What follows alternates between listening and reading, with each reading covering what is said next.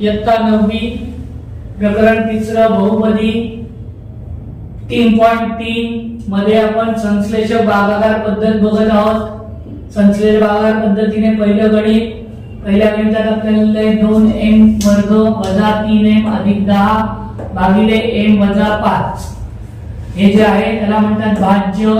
भाज्य बरोबर 2m चा वर्ग वजा 3m अधिक 10। आपण या भाज्याचे सहगुणक रूप लिहिणार आहोत। आता हे उतरत्या क्रमाने आहे म्हणून आपल्याला त्याचे प्रमाण रूप वगैरे लिहायची गरज नाही। आपण डायरेक्ट भाज्याचे सहगुणक रूप लिहिणार आहोत। या सहगुणक म्हणजे चलाच्या आधीची संख्या 2 वजा 3 आणि 10।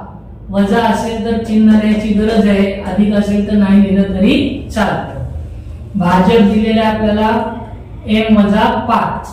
आता या वजा 5 ची विरुद्ध संख्या आपल्याला घ्यायची आहे, ती येते 5 आणि 5 आणि मग आपण इथे सहगुणक लिहिणार।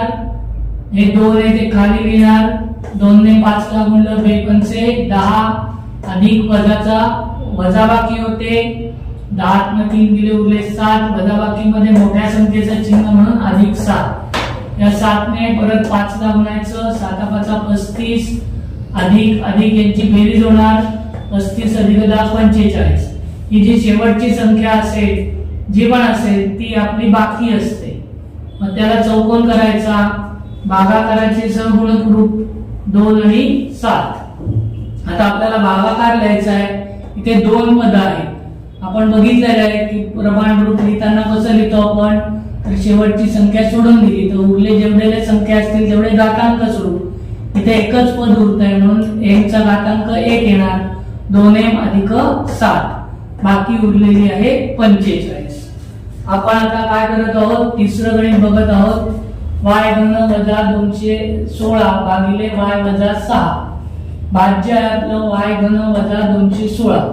आता घन आणि संख्या याच्या मधली पद नाहीये म्हणून आपण पहिले काय करणार, भाज्याचे प्रमाण रूप लिहून घेणार। ते तर y घन अधिक 0y घन अधिक 0y वजा 216। मग आपण लिहिणार भाज्याचे सहगुणक रूप।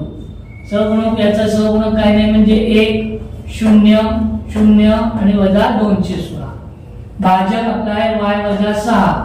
वजा 6 च्या विरुद्ध संख्या 6। 6 लिहिले, सहगुणक लिहिले 1 0 0 2 वजा 216। हा 1 येतो जसाच्या तसा खाली लिहायचा। 1 गुणिले 6 6 1 6 6 अधिक 0 6 6 ने परत 6 ला गुणलं 6 6 36 36 अधिक 0 36 आणि 36 ने 6 ला गुणलं की उत्तर येतं 216। 6 चा 36 6 चले 3 6 3 18 आणि 3 21 216 अधिक 216 वजा 216 अधिक वजा वजा होतात। 216 गुणिले 216 गेले उरले 0। ही शेवटची संख्या बाकी म्हणून आपली बाकी 0। हे आपल्याला काय मिळाले, भागाकाराचे सहगुणक रूप 1 6 36। आता इथे 3 पद आहेत, शेवटचं पद संख्या आहे, उरले किती 2 पद म्हणजे त्या चलाचा घातांक किती असणार आहे 2। आपलं चल आहे y म्हणून y वर्ग अधिक 6y अधिक 36 बाकी 0।